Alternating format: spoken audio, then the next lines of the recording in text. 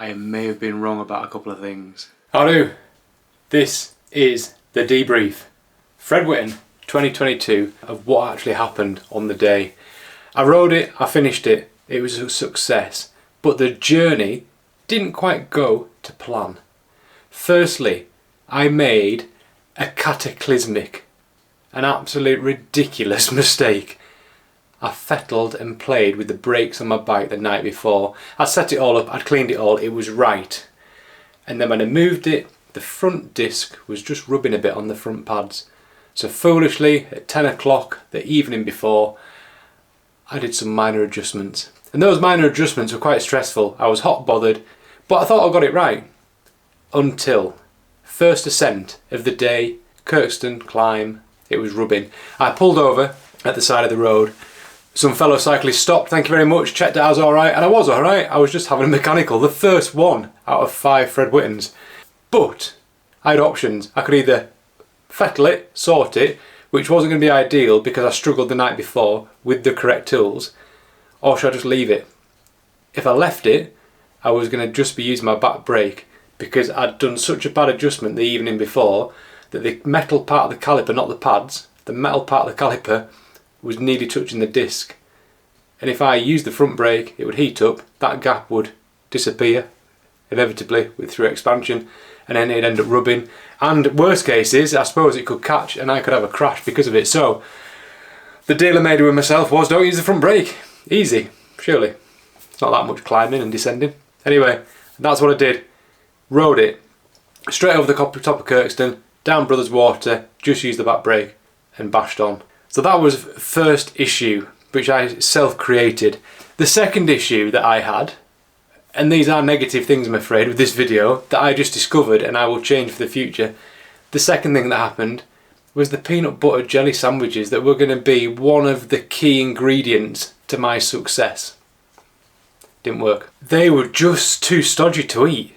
When my heart rate was up and I chose a flat bit of road and I was just taking it as easy as I could, I was still riding at too high a tempo to actually eat the food comfortably and I was gagging.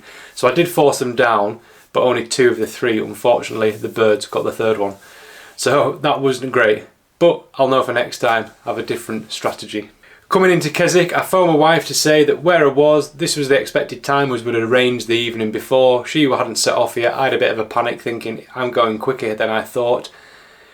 So I just backed off a little bit, which was good because I'd just done a turn on the front. The one thing I say to people who've not done it before, just in conversation, is if you get onto the A66, that straight bit of road under Blencathra, do not end up on the front. You could take a turn and can make sure you come off, but don't end up on the front and tow, because what I ended up doing was foolish.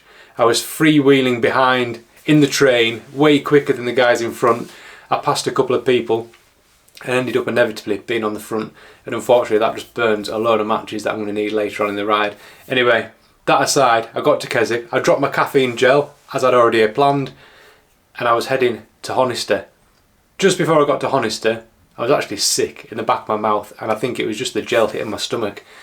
It was horrendous and I thought, oh, this isn't going to go well at all. But I got over Honister and got over Newlands, no bother. The exciting part, one back brake, down Honister, kept to the smooth bit of road. Unfortunately there had been a couple of crashes, and just bashed on, and I seemed to be doing really well. And to go past the first feed zone, which the organisers had put on, it was such a relief just to be able to ride through and know that I'm not going to be spending time, hanging around chatting and getting bottles filled up. So down to Braithwaite and then up to Whinlatter, through the crowds of people, which was fantastic, all the supporters. I had some snacks there, I had bottle changes, I had some savoury food to take. I didn't take any gels and I didn't want to take any flapjack. I was sick of the sight of the stuff. So I just took a load of blocks, and like I say, the savoury snacks. The Dr Pepper at the top of Whinlatter was a blessing. It was fantastic. And then the cold coffee as well. Sounds a bit diva-like, a bit fussy, but yeah, it was good. I liked it. It was just broke up the day because you're halfway through the ride, so you've still got the same distance again to go, which was 55 miles. So no disasters really up to this point except my mechanical, except coming over Whinlatter just as I started the descent, a load of riders from a group had peeled off to the right hand side and was stopping on the fast bit of the road. So I nearly had a crash, which hasn't happened on my road bike ever. So rattled on down to Lawton, turned left, and then I call it the doldrums, the bit that just goes along to the next feed zone via Cold Fell. The first bit was alright, it just bumbles, it undulates, there's a few little kickers in there, but when I got onto Cold Fell it was windy. So I had to stop, had a little chat with myself, got my savoury snack out, watched the world go by for 2 minutes, felt a bit, not reinvigorated, maybe a bit of an exaggeration, but felt a bit more alive, and then cracked on. Straight through the feed at Calder Bridge, didn't stop there, and then got onto the Eskdale bit where I stopped just before the train station and got rid of all the rubbish and all the food that I wasn't going to eat out of my pockets and put it in the bin. And then I was just trying to eat as many of those Cliff Blocks as I could, because I knew I was going to need, I just knew I needed some nutrition to get me over those last 3 lumps. Hard Knot was okay, walked in the usual bit on the second hairpin, made it past the photographer riding, which is always good, and then jumped back on, cracking descent, 1 break again, but I was fine. And then there's the saddle, or the part in between Hard Knot and Rhinos, and that's like a false flat through there. You just have to keep moving forward, and that was the aim of the game, just to keep going, which I did. Got to Rhinos, had to stretch, had a little bit of a tight leg going on, use that as a good excuse to be able to walk for, I don't know, 20 yards, and then got back on the bike, rode over that last bit, over the top, down the descent, which is probably my favourite descent, again on 1 break. Bleetown, which surprisingly was sort of easier than I was expecting, and I think it was just the idea of getting back. And then said hello to the KCC guys, which were at the bottom of Bleetown descent and also at Elter Water as I whizzed through. And then it went from a sportif to a race.